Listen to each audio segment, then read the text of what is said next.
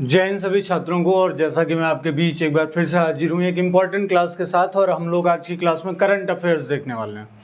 Current affairs 2022 के अंतर्गत हम लोग नई नियुक्तियों के बारे में देखेंगे। अभी हाल फिलहाल में कौन सी नई नियुक्तियाँ हुई हैं 2022 और सितंबर के महीने तक।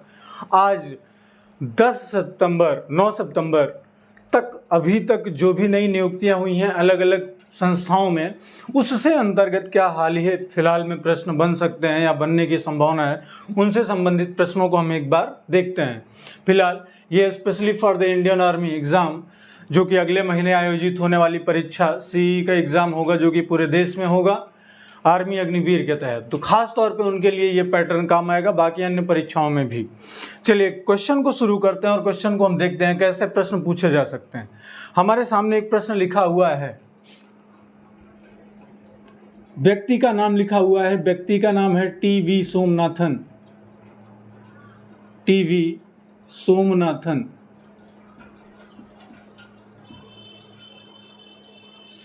अगर हम बात कहें आपसे, बताइए टी.वी. सोमनाथन किस संस्था से जुड़े हैं, तो यहाँ पे ध्यान दीजिएगा। टी.वी. सोमनाथन ये कौन है? ये वित्त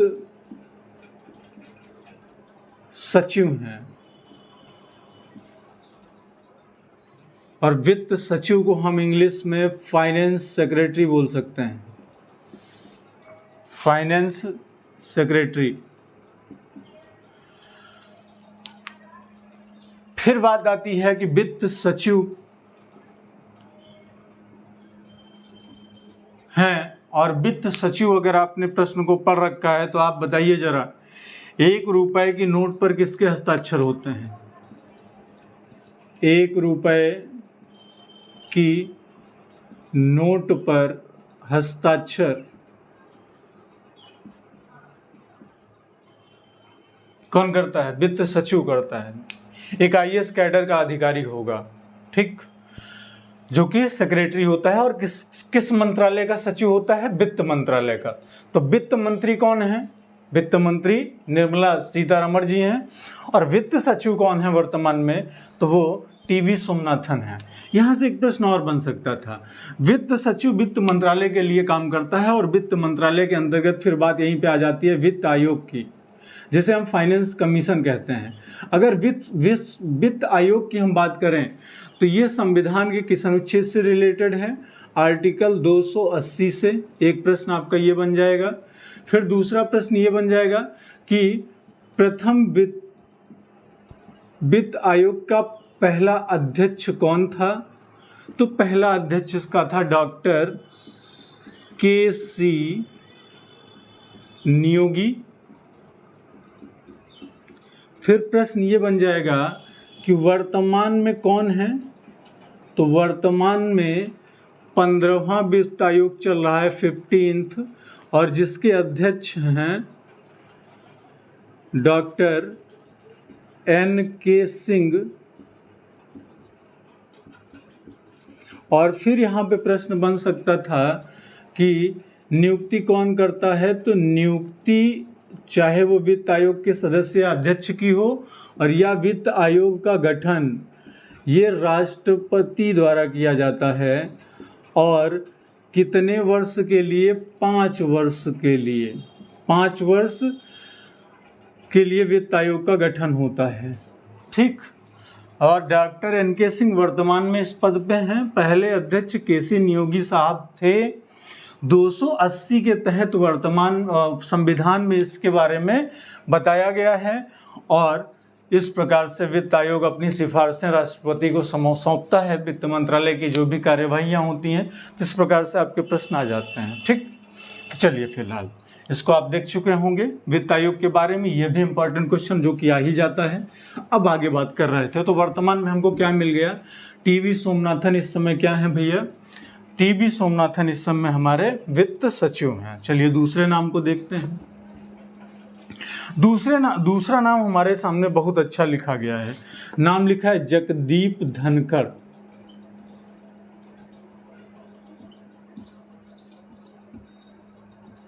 पूर्व के राज्यपाल रह चुके हैं पश्चिम बंगाल से शायद, और अभी हाल ही में आपने देखा कि चुनाव हुआ था उपराष्ट्रपति का। तो जगदीप धनखड़ से रिलेटेड क्या प्रश्न बन सकता है? Important question. जगदीश धनखड़ से रिलेटेड प्रश्न बन सकता है 14वें उपराष्ट्रपति।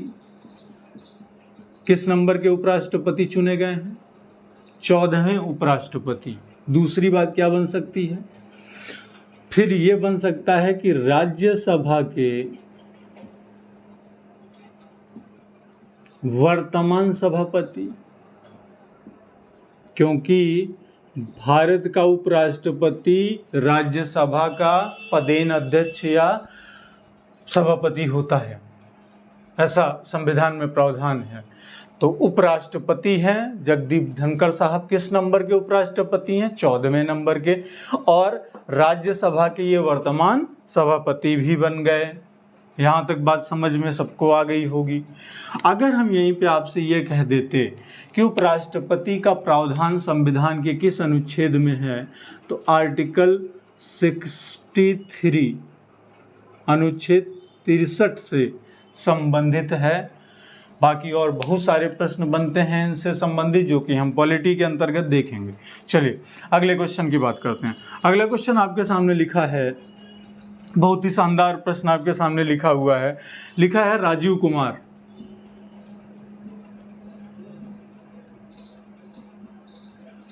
प्रश्न है आपके सामने राजीव कुमार। राजीव कुमार कौन है? राजीव कुमार इस समय वर्तमान में CEC हैं, चीफ इलेक्शन कमिश्नर, यानी वर्तमान मुख्य चुनाव आयुक्त।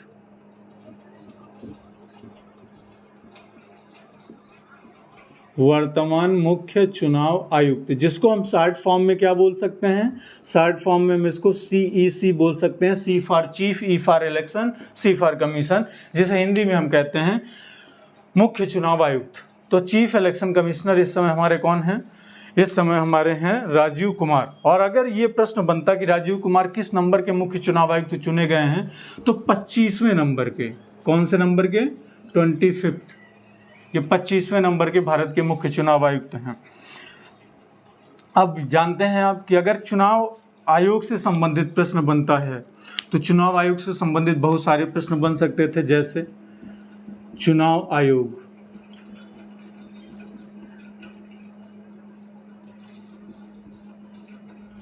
पच्चीस जनवरी 1950 क्या था ये? चुनाव आयोग इस दिन गठित हुआ। एक प्रश्न आपका ये बड़ा शानदार। फिर प्रश्न अगला बनता है कि मतदाता दिवस मनाते हैं तो इसी तारीख को, कब? 25 जनवरी को। फिर प्रश्न ये बन सकता था कि चुनाव आयोग का प्रथम अध्यक्ष कौन था? तो प्रथम अध्यक्ष सुकुमार सेन थे, यानी पहले मुख्य चुनाव आयुक्त कौन थे? सुकुमार सेन। और अगर कह दिया जाता महिला में पहले नंबर पे, तो फर्स्ट महिला VS रमा देवी, फिलहाल कार्यवाहक रूप से चुनी गई थी लेकिन थी VS रमा देवी। ठीक, ये प्रश्न आपका बन सकता था।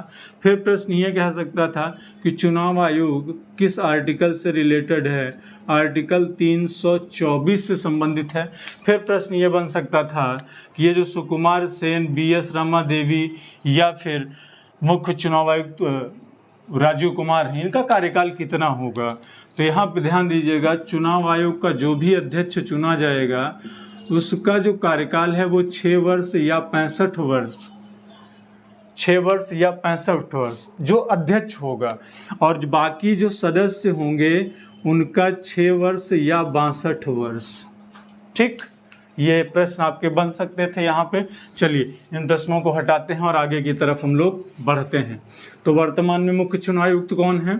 वर्तमान में मुख्य चुनाव आयुक्त हैं राजीव कुमार, नाम है इनका। ठीक, अगले क्वेश्चन की तरफ बढ़ते हैं।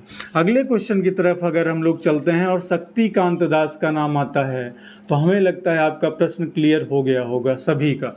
शक्तिकांत दास का नाम आते ही, हिस्ट्री के विद्यार्थी हैं लेकिन गजब का दिन है इनका भी, और RBI के गवर्नर ये आजकल बने हैं। RBI गवर्नर हैं वर्तमान में,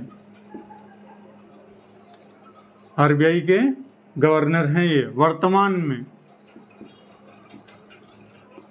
ठीक। अब आरबीआई के बारे में तो आप जानते ही हैं, बहुत सारे प्रश्न आपको मिल सकते हैं। आरबीआई बैंकों का बैंक, आरबीआई केंद्रीय बैंक, आरबीआई नोट छाप सकता है, आरबीआई व्यक्तिगत खाता नहीं खुलेगा। आरबीआई एक ऐसा बैंक है कि यहाँ पे किसी व्यक्ति का खाता नहीं खुलेगा। क्यों? क्योंकि यहाँ पे बैंकों का खाता खुलता है, तो व्यक्तिगत खाता नहीं। और मुख्यालय इसका है मुंबई। और स्थापना, तो आरबीआई की स्थापना 1 अप्रैल 1935। अच्छा, इसका राष्ट्रीयकरण, नेशनलाइजेशन, यानी सरकार ने अपने अंडर में इसे कब लिया? भारत सरकार ने 1 जनवरी 1949। ठीक। तो इस प्रकार से बहुत सारे प्रश्न हैं जो आरबीआई के द्वारा। अगर प्रश्न यह है कि भारत में महंगाई को कंट्रोल कौन करता है, महंगाई को नियंत्रण कौन लगा सकता है? आरबीआई। किसके द्वारा? मौद्रिक नीति के द्वारा। तो इस प्रकार से आपके प्रश्न बन सकते थे। फिलहाल जो हमारा करंट अफेयर्स का क्वेश्चन था वो हमको मिल गया और हमको पता चल गया कि भैया शक्तिकांत दास जो है इस समय क्या है, वो है आरबीआई गवर्नर। चलिए आगे की तरफ नेक्स्ट क्वेश्चन पे बढ़ते हैं। नेक्स्ट क्वेश्चन जो हमारे सामने है तो वो लिखा गया है ICAR।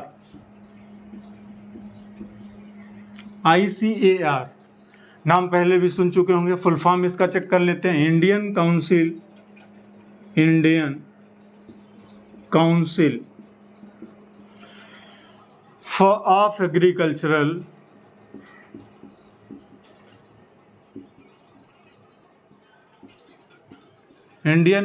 Of agricultural research.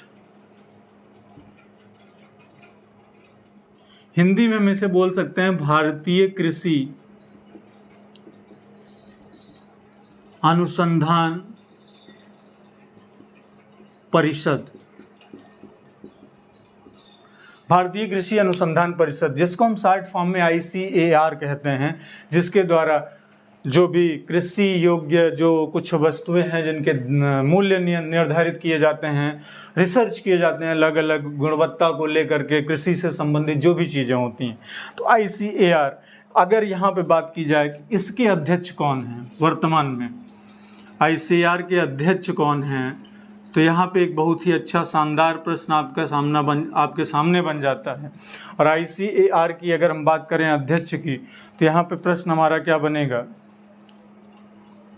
यहाँ पे प्रश्न आपका क्या बनेगा ये ध्यान रखना है। यहाँ पे एक बात का ध्यान रखिएगा, ICAR का हेडक्वार्टर कहाँ है? इसका हेडक्वार्टर है नई दिल्ली और इसकी स्थापना कब हुई थी? 1929 में। ICAR की स्थापना हुई 1929 में और ICAR का मुख्यालय कहाँ है? नई दिल्ली में। तो ज़रा सा इसको आप हमारी तरफ से सर्च करिएगा, ये आपके लिए एक होमवर्क रहेगा। मैं उम्मीद करूँगा कि आप कमेंट बॉक्स में ज़रूर हमको बताएंगे कि वर्तमान में इसके महानिदेशक या अध्यक्ष या चेयरपर्सन कौन है ICAR का। ठीक, आगे बात करते हैं। अगला प्रश्न हमारे सामने लिखा हुआ है CAG। क्या लिखा है? CAG। कई बार हम लोगों ने देखा इस प्रश्न को, और इसका पूरा नाम होता है full form controller auditor general, जिसे हम हिंदी में कहते हैं नियंत्रक एवं महालेखा परीक्षक।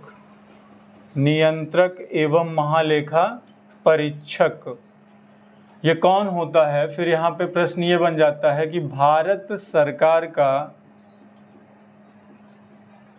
लेखा जोखा यही करता है। भारत सरकार का लेखा जोखा करने वाला अधिकारी होता है ये। और अगर बात आ जाए CAG की, तो आर्टिकल नंबर 148 यानी संविधान का अनुच्छेद 148 कहता है कि भारत का एक नियंत्रक एवं महालेखा परीक्षक होगा। और CAG यानी नियंत्रक एवं महालेखा परीक्षक की नियुक्ति कौन करता है? तो नियुक्ति होगी राष्ट्रपति के द्वारा। और इनका जो कार्यकाल होगा, कार्यकाल इनका भाई साहब का होगा 6 या 65, 6 साल या 65 वर्ष में से पहले। अब यहाँ पे इन सारे प्रश्नों को हम एक ही बार में क्लियर तो कर चुके हैं। सीएजी कौन है? लेखा जोखा करने वाला अधिकारी। किसका लेखा जोखा? भारत सरकार का। अब यहाँ पे बात आई कि वर्तमान में भैया इस पद पे कौन बैठा है? सीएजी वर्तमान में कौन है? तो गिरीश चंद्र मुर्मू। गिरीश चंद्र मुर्मू वर्तमान में सीएजी हैं, इसको ध्यान रखिएगा। ठीक, अब आगे बात करते हैं अगला। अब हमारे सामने एक क्वेश्चन लिखा यूपीएससी। क्या लिखा हुआ है? यूपीएससी। समझ तो गए ही होंगे, संघ लोक सेवा आयोग, जिसको हम फुल फॉर्म के रूप में कहते हैं यूनियन पब्लिक सर्विस कमीशन। अगर हम यूपीएससी से प्रश्न बनाते हैं तो पहली बात तो आर्टिकल 315 की बात कर रहा है।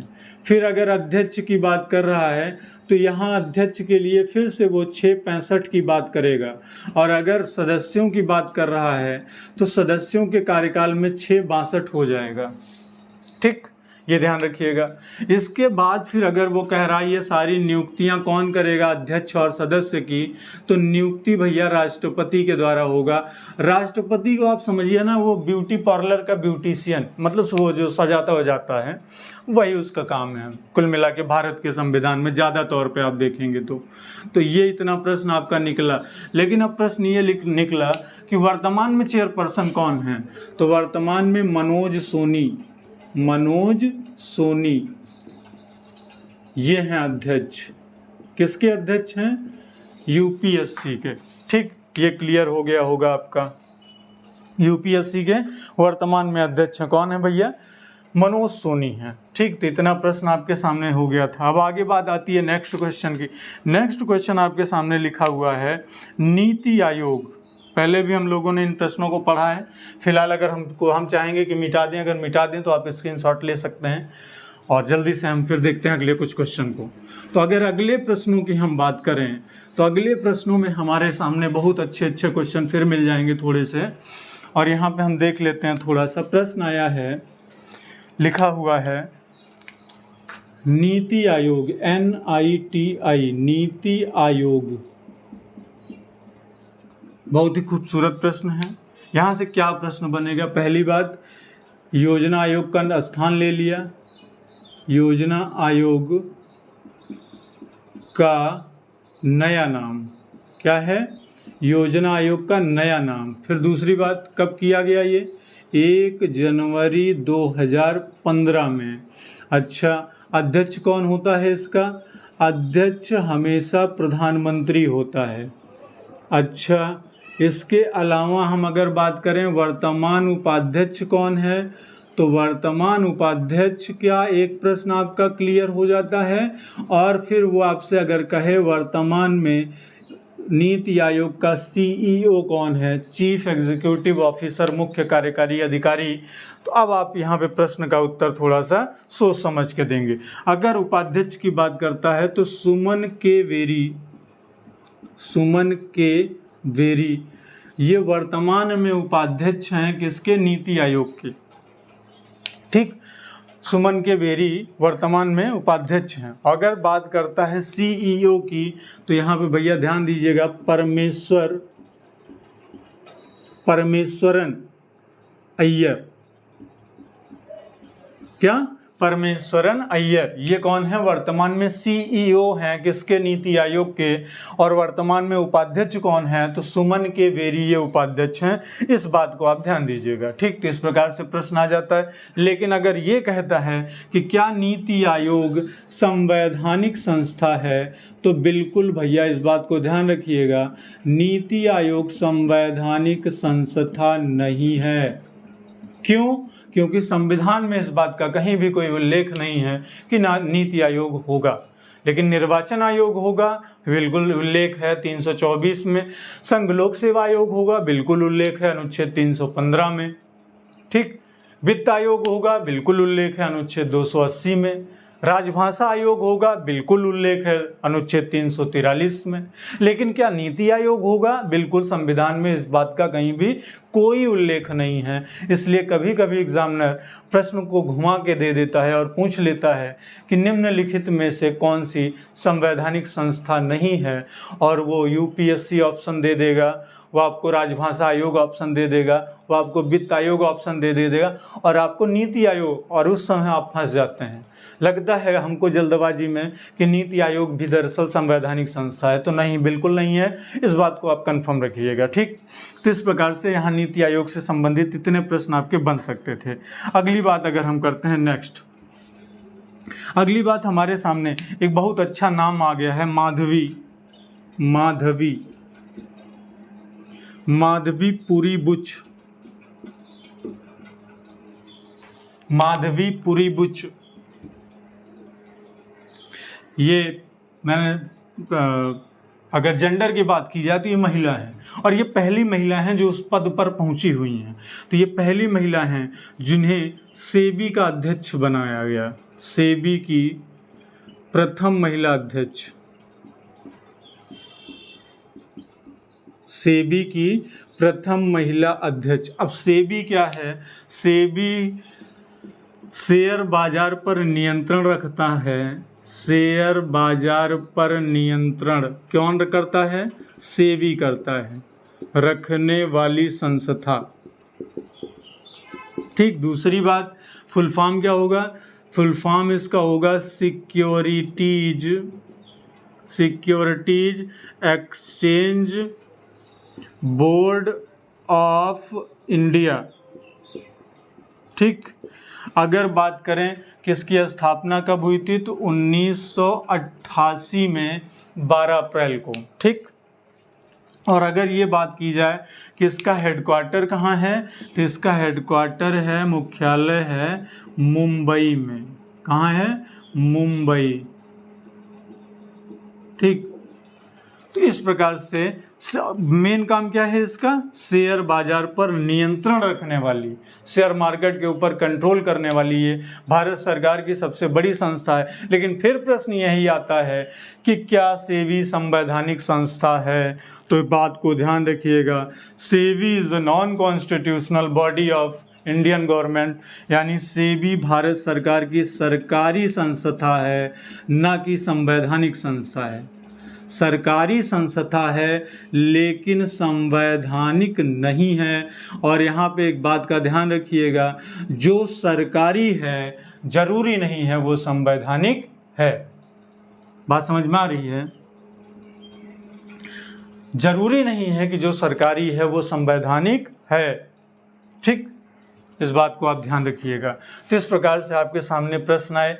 और इसके अलावा फिर हम देखते हैं थल सेना अध्यक्ष की अगर आपके सामने बात की जाती है, तो अभी आपने देखा कि नए थल सेना अध्यक्ष जो कि 29वें नंबर के हैं और जिनका नाम है जनरल मनोज पांडे, इनको चुना गया है। जनरल मनोज पांडे ये इस समय नए सेनाध्यक्ष के रूप में चुने गए हैं। किस नंबर के सेनाध्यक्ष हैं? 29वें नंबर के सेनाध्यक्ष हैं, ठीक। तो इस प्रकार से यह आपके प्रश्न सामने आ जाता है। आरबीआई गवर्नर अभी पीछे हमने जब देखा था तो वो किस नंबर के गवर्नर हैं? तो वो भैया 25वें नंबर के गवर्नर हैं। मुख्य सूचना आयुक्त हमने देखा किस नंबर के हैं? वो भी 25वें नंबर के थे। तो इस प्रकार के आपके सामने प्रश्न लेकर के हम आए। आगे फिर एक नया वीडियो आपको जल्द ही हम देंगे करंट अफेयर से संबंधित जो भी नए अपॉइंटमेंट हैं, जो भी आर्मी अग्निवीर का अगले महीने एग्ज़ाम लगा हुआ है अक्टूबर में, वो लोग पूरा झूम के मेहनत करें।